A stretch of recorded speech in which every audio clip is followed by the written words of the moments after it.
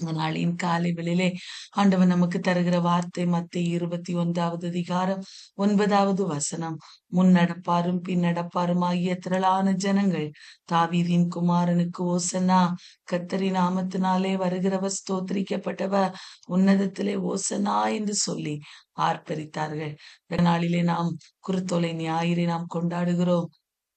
ஆண்டவர் எருசலேமுக்கு பவனியாய் போகிற போது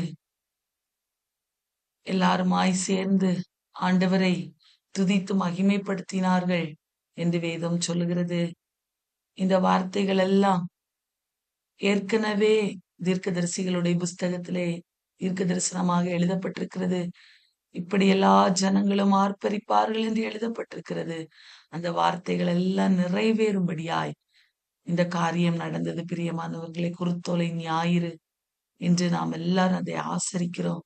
இந்த நாளிலே ஆண்டவர் எருசலேமுக்கு பவனியாக போகிற போது எல்லா ஜனங்களும் அவர்கள் எல்லாரும் தன்னுடைய வஸ்திரங்களை விரித்தார்கள். மரக்கிளைகளை வெட்டி வழியருகே பரப்பி ஒரு கழுதையின் மேல் அவரை ஏற்றி எல்லாரும் அவரை ஆர்ப்பரித்தார்கள். என்ன ஆர்ப்பரித்தார்கள்? வேதம் சொல்லுகிறது, முன்னடப்பாரும் பின்னடப்பாரும் ஆகிய சகல ஜனங்களும் தாவீதின் குமாரனுக்கு ஓசன்னா, கர்த்தரின் நாமத்தினாலே வருகிறவர் ஸ்தோத்திரிக்கப்பட்டவர், உன்னதத்திலே ஓசனா என்று சொல்லி ஆர்ப்பரித்தார்கள். அன்பான தேவ பிள்ளைகளே, வருகிற அடுத்த நாட்களிலே, அடுத்த ஒரு சில நாட்களிலே ஆண்டவர் பாடு மரணத்துக்கு உட்படுத்தப்பட போகிறார். அதற்கு முன்பதாக அவர் எருசலேமுக்கு நேராக கடந்து செல்கிறார். அங்கேதான் அவருக்கு பாடு மரணங்கள் எல்லாம் சம்பவிக்க போகிறது. அதற்கு முன்பதாக இந்த ஜனங்கள் எல்லாரும் என்ன நினைக்கிறார்கள்? இந்த இயேசு அடிமைத்தனத்திலிருந்து நம்மை காப்பாற்றுவா, அவர் நமக்கு ராஜாவாக இருப்பார், அவர் பிலாத்துவினுடைய அரண்மனையிலே போய் நமக்கு ராஜாவாக அவர் வீற்றிருப்பார் என்று நினைத்துதான் அன்றைக்கு அவர்கள் எல்லாரும் ஆர்ப்பரித்தார்கள். அன்பான தேவ பிள்ளைகளே, ஆனா எல்லாரும் அப்படி நடந்து போயிட்டு இருக்கும்போது இயேசு அவருக்கு ஏற்கனவே தெரியும், தீர்க்க தரிசனங்கள் முன்குறித்தபடியே அவர் என்ன பண்ண வேண்டும்? பாடுபட்டு அடக்கம் பண்ணப்பட்டு 3ஆம் நாளிலே உயிர்த்தெழ வேண்டும். அதுதான் தீர்க்க தரிசனம். அது தீர்க்க தரிசனம் நிறைவேற வேண்டுமே. ஆனால் ஒரு பிலாத்துவின் அரண்மனைக்கு போக வேண்டிய அவசியம் அல்ல. அவர் என்ன பண்றார் பாருங்க. போகிற வழியிலே 2 காரியங்கள் இருக்கிறது. ஒன்று பிலாத்துனுடைய அரண்மனை, இன்னொன்று எருசலேம். அவர் 2 காரியங்கள் அவருக்கு முன்பதாக வைக்கப்பட்டது. அவர் நினைத்திருந்தால் அங்க பிலாத்துனுடைய அரண்மனையிலே போய் அவர்கள் எல்லாரும் ரோம சாம்ராஜ்யத்துக்கு கீழே அடிமைப்பட்டிருக்கிறார். அந்த நேரங்களிலே இந்த அடிமைத்தனத்திலிருந்து யாராயிலும் நம்மை விடுவிக்க மாட்டார்களா என்று சொல்லி அந்த ஜனங்கள் எல்லாரும் காத்து கொண்டிருந்தார்கள். இயேசு கிறிஸ்து அநேக அற்புதங்களை அடையாளங்களை செய்த உடனே அவர் செய்த இந்த காரியங்களை பார்த்து, இவர்தான் நமக்கு ராஜா, இவர் நம்மை மீட்பார், இவர் நம்மை ரட்சிப்பார். ஜனங்களுக்கு ஒரு உள்ளான ஒரு சரியான ஒரு நடத்துதல் இல்லை, புரிதல் இல்லை. பிரியமானவர்களே, இயேசு எதற்காக வந்தார்? தீர்க்க தரிசன புஸ்தகத்துல என்ன எழுதியிருக்கிறது? அது நிறைவேற வேண்டுமே. ஆனால் இயேசு என்ன செய்ய வேண்டும்? இதெல்லாம் அவர்கள் உணராதவர்களாயிருந்தார்கள். அன்பான தேவ பிள்ளைகள், இயேசு அநேக நேரங்களிலே சொன்னார், சீஷர்களிடத்திலே சொன்னார், நான் பாடுபட வேண்டும், மரித்து அடக்கம் பண்ணப்பட வேண்டும், மீண்டும் உயிர்த்தெழுந்து பரமேறி செல்ல வேண்டும் என்று அநேக நேரங்களிலே சொன்னார். ஆனா அவங்களுக்கு அது சரியா புரியல. அதுக்குரிய வெளிப்பாடு அவர்களுக்கு இல்லை. ஆகவே அவர்கள் என்ன பண்றாங்க? இவர் நம்மை மீட்பார், இவர் நம்மை ரட்சிப்பார், அந்த அடிமைத்தனத்திலிருந்து நம்மை விடுதலையாக்குவார் என்று சொல்லி அவர்கள் என்ன பண்றாங்க? நினைத்து அவரை ராஜாவாக பழைய ஏற்பாட்டு காலங்களிலே அந்த கழுதையின் மேல ஏற்றினால் என்றார் ஒரு ராஜாவுக்கு கொடுக்கிற மகிமையை கொடுத்தார்கள்.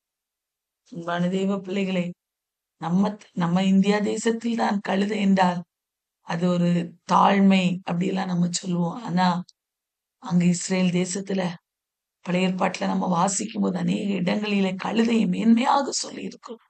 அன்பான தெய்வ பிள்ளைகளே, அந்த ராஜாவை ஏற்றிக்கொண்டு அவர்கள் ஆர்ப்பரித்து, இவர் நம்முடைய ராஜா, இவருக்கு இவருக்கு ஓசன்னா, கர்த்தரின் நாமத்தினாலே வருகிறவர் ஸ்தோத்திரிக்கப்பட்டவர், உன்னதத்திலே ஓசன்னா என்று சொல்லி ஆர்ப்பரித்து போகிறார்கள்.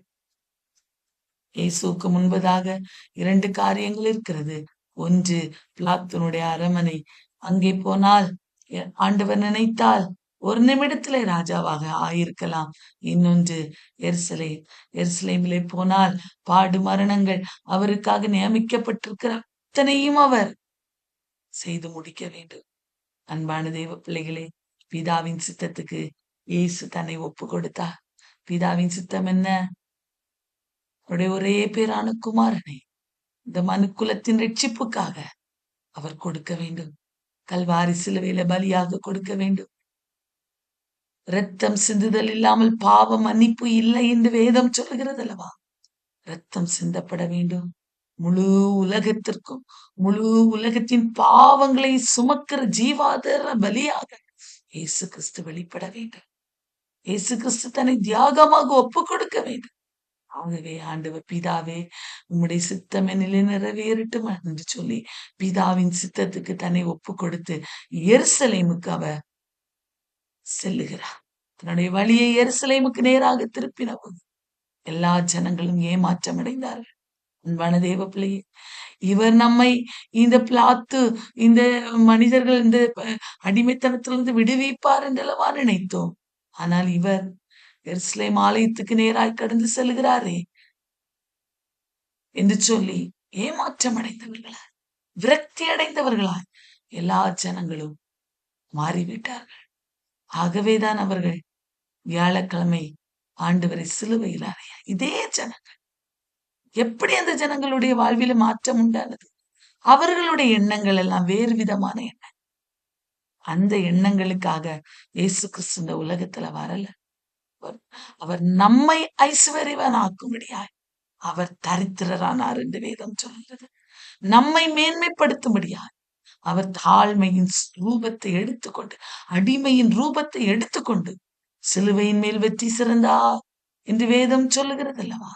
நீங்களும் நானும் ஐஸ்வர்யங்களாகும்படியா, மேன்மை அடையும்படியா, நம்மை ரட்சிக்கும்படியா, நம்மை இந்த உலகத்திலே சந்தோஷமாய் வைக்கும்படியா இயேசு அவர் பாடு மரணங்கள் உள்ள பாதையை தெரிந்தெடுத்தார். ஆனால் அந்த ஜனங்கள் அதை புரிந்து கொள்ளவில்லை. பிரியமானவர்களே, ஜனங்கள் அதை அறியவில்லை. அவர்களுக்கு சரியான வெளிப்பாடு இல்லை. அவர்கள் என்ன சொல்றாங்க? வியாழக்கிழமை இதே ஜனங்கள், இதே ஆர்ப்பரித்த ஜனங்கள், ஏன்னா அவங்க நினைத்தது நடக்கல. இவரை சிலுவையில் அறையும், இவனை சிலுவையில் அறையும் என்று சொல்லி சிலுவைக்கு நேராய் ஒப்பு கொடுத்தார்கள்.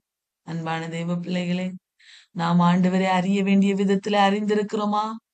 இந்த காலை வேளையிலே சிந்தித்து பார்க்க வேண்டும். பிரியமானவர்களே, இயேசு கிறிஸ்து தன்னை தன்னுடைய பிதாவின் சித்தத்துக்கு முழுவதுமாய் ஒப்பு கொடுத்தார். பாருங்க, அவர் ஒப்பு கொடுத்தார். எதற்காக? உங்களுக்கும் எனக்கும் மீட்பு தரும்படியா, முழு மனு உலகத்துக்கு மீட்பு கொடுக்கும்படியா, முழு மனு உலகத்துக்கும் ஒரு பலியாக வெளிப்படும்படியா தன்னை ஒப்பு கொடுத்தார். எவ்வளவு பெரிய தெய்வம், எவ்வளவு பெரிய தியாகத்தை செய்திருக்கிறார். அந்த தியாகத்துக்கு ஈடு இணையாக நம்ம என்ன செய்ய முடியும்? ரட்சிப்பின் பாத்திரத்தை எடுத்துக்கொண்டு அவருடைய நாமத்தை மாத்திரமே தொழுது கொள்ள முடியும். பிரியமானவர்களே, அன்பான தெய்வ பிள்ளையே, நம்முடைய தெய்வம் நினைத்திருந்தால் அவர் எதையும் சூழ்நிலைமைகளை மாற்றி இருக்கலாம். அவருக்கு எல்லாம் தெரியும். நான் இந்த எருசலேமுக்கு செல்கிறதான் இந்த பாதையை தெரிந்து கொண்டால் இந்த ஜனங்கள் எல்லாம் என்னை விட்டு போய்விடுவார்கள், என்னை அவர்கள் எல்லாரும் கல்வாரி சிலுவைக்கு நேராய் ஒப்பு கொடுப்பார்கள் என்று தெரியும். ஆனால் அவர் அதை ஏற்றுக்கொண்டார். சந்தோஷத்தோடு தனக்கு முன்பதாக வைக்கப்பட்ட அவமானத்தை சந்தோஷத்தோடு ஏற்றுக்கொண்டார் என்று வேதம் சொல்லுகிறது. பிரியமானவர்களே, சந்தோஷத்தோடு ஏற்றுக்கொண்டு அவர் தன்னை ஒப்பு கொடுக்கிறார். எருசலேமுக்கு நேராய் போகிறார். பிரியமானவர்களே, எருசலேமிலே போய் அவர் பல காரியங்களை தன்னை அதற்கு நேராய் அவர் தகுதிப்படுத்துகிறதை நாம் வேதத்திலே வாசிக்கிறோம். அன்பான தேவ பிள்ளை, இந்த காலவெளியிலே நமக்காக பலியிடப்பட்ட அந்த இயேசுவுக்கு நேராய் இந்த இருதயத்தை ஒப்பு கொடுப்போமா? பிரியமானவர்களே, இந்த ஜனங்களை போல அல்ல, இந்த ஒரே வாயினாலே துதித்தலும் சபித்தலும் உண்டாக முடியாது பிரியமானவர்களே. ஒரே கிணறு தித்திப்பும் கசப்புமான தண்ணீரை கொடுக்க முடியாது. துதித்தால் அவரை மாத்திரம் துதிக்கணும். இந்த உலகத்திலே வாழ்ந்தால் அவருக்காக மாத்திரம் வாழணும் என்கிற ஒரு வைராக்கியம் நமக்கு உண்டாகணும். ஏன்னா பாருங்க, அவர் பஸ்கா பலியாக ஒப்பு கொடுக்கப்பட்டார். பழைய ஏற்பாட்டின் பழைய ஏற்பாட்டில் சொல்லப்பட்டிருக்கிற அத்தனை காரியங்களுக்கும் முன்னோடியாக அவர் விளங்கினார். பாருங்க, இஸ்ரவேல் ஜனங்கள் பஸ்காவை ஆசரித்தார்கள். ஒரு ஆட்டுக்குட்டியை தெரிந்து கொண்டு, பாருங்க, புளிப்பில்லாத பண்டிகை, புளிப்பில்லாத அப்பத்தை தெரிந்து கொண்டு, பாருங்க, ஆட்டுக்குட்டியை அடித்து அதன் இரத்தத்தை எல்லா இடங்களிலும் தெளித்து அதை புசித்தார்கள் என்று வேதம் சொல்லுகிறது. அந்த பஸ்கா ஆட்டுக்குட்டி, அந்த ஆட்டுக்குட்டி அடிக்கப்பட்ட போது எகிப்திலிருந்து ஒரு விடுதலை அவர்களுக்கு உண்டானது. அன்பான தெய்வ பிள்ளையே, எகிப்திலிருந்து விடுதலை ஆக்கப்பட்டு போனார்கள். நம்முடைய வாழ்விலும் பஸ்காவாகிய இயேசு கிறிஸ்து நமக்காக அடிக்கப்பட்டிருக்கிறார். எதற்காக வென்றார்? அடிமைத்தனத்திலிருந்து விடுதலை ஆக முடியாது. எகிப்து என்கிற அடிமைத்தனம், பாவம் என்கிற அடிமைத்தனம், வியாதி என்கிற அடிமைத்தனம், அடிமைத்தனத்திலிருந்து நம்மை விடுதலை ஆக்க முடியாது. நமக்கு சுகத்தை தர முடியாது, நமக்கு ஆரோக்கியத்தை தர முடியாது, நமக்கு விடுதலை தர முடியாது. பஸ்கா பலியாக இயேசு கிறிஸ்துவே தன்னை வெளிப்படுத்தினார். அன்றைக்கு அவர் மாத்திரம் வெளிப்படுத்த தன்னை ஒப்பு கொடுக்கவில்லை என்றார், இன்றும் நாம் விடுதலையோடு அவரை ஆராதிக்க முடியாது. அவரை இயேசுவே, அப்பா, பிதாவே என்று கூப்பிட முடியாது. நமக்கு இடையே ஒரு திரைசீலை இருந்திருக்கும். ஆண்டவரை ஆசாரியன் மாத்திரமே போய் தரிசிக்க முடியும். மற்ற யாரும் அவரை தரிசிக்க முடியாது. அந்த சூழல் தான் உண்டாயிருக்கும். இயேசு கிறிஸ்து தம்முடைய சிலுவையின் மூலமாய் அந்த திரைச்சீலை இரண்டாக கிழித்து அவரோடு ஒப்புரவாக, அவரோடு பேச, அவரோடு ஐக்கியப்பட, அவரோடு இணைந்து வாழக்கூடிய ஒரு அனுபவத்தை நமக்கு தந்திருக்கிறார். எவ்வளவு மேலான பாக்கியம்! இந்த அனுபவங்களை நமக்கு தரும்படியாயினார் அவர் அந்த கல்வாரி பாடுகளை தெரிந்து கொண்டார். எருசலேமுக்கு நேராய் தன்னை ஒப்பு கொடுக்கிறார்.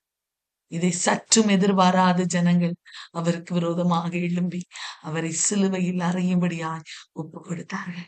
இந்த காலை வேளையிலே ஆண்டோடைய சித்தம் செய்கிறவர்களாய் இருக்கிறோமா? ஆண்டவர் நம்மை நடத்துகிற அவருடைய பாதைகளை நாம் அறிந்து அவருடைய பிள்ளைகளாய் நாம் வாழுகிறோம். இயேசு கிறிஸ்து நமக்காக செய்திருக்கிற அந்த தியாகத்தை நினைத்து அவருக்காக வாழுகிற ஒரு எண்ணம் நம்முடைய வாழ்விலே இருக்கிறதா? இந்த காலை வேளையிலே இல்லை என்றால் அவருக்கு நம்முடைய இருதயத்தை ஒப்பு கொடுப்போமா? நமக்கு மேன்மையை தரும்படியார் அவர் பாடுகளை சகித்தார். அவர் தரித்திரரானா. இன்றைக்கு நாம் வியாதியோடு இருக்க பிறந்தவர்கள் அல்ல. ஆண்டவர் சொல்லுகிறார், என்னுடைய தழும்புகளால் நீங்கள் சுகமானீர்கள். சுகத்தை பெற்றுக் கொள்வீர்கள் என்று சொல்லல, சுகமானீர்கள். அறிக்கை செய்யணும். ஆண்டவரே, சுகமானீர்கள் என்று சொல்லியிருக்கீங்களே, நாங்க சுகமாயிற்றோப்பா. அதை அறிக்கை செய்யும். எங்க சரீரத்துல அதை நாங்க ஏற்றுக்கொள்கிறோம் அப்பா. எங்க வாழ்வில் என்னை ஐஸ்வர்யனாக்க இங்க தரித்திர ராணியரே அப்பா, என்னை ஐஸ்வர்யாக்குங்கப்பா, என்னை மேன்மைப்படுத்துங்கப்பா. உமக்காக நான் நிற்பேனப்பா, உமக்காக எழும்பி நான் பிரகாசிப்பேனப்பா.